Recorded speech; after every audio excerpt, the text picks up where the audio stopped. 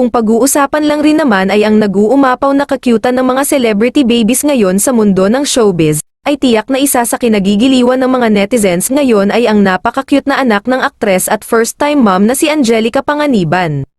Bago ang lahat, kung hindi ka pa nakapag-subscribe, please click the subscribe button.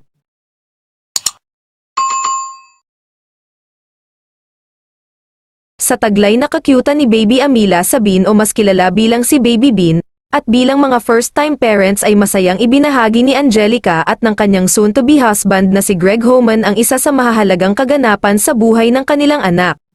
Kabilang na nga rito ay ang unang pagsakay sa eroplano ni Baby Bean, na kung saan ay umani ng papuri mula sa mga netizens bilang mga magulang ay hindi madali ang pagta-travel na may kasamang baby.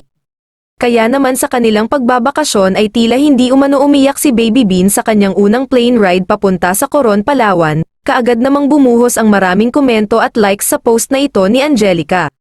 Narito ang video na ibinahagi ni Mommy Angelica na kung saan sumakay sila sa eroplano kasama si Baby Bean papunta sa Coron, Palawan.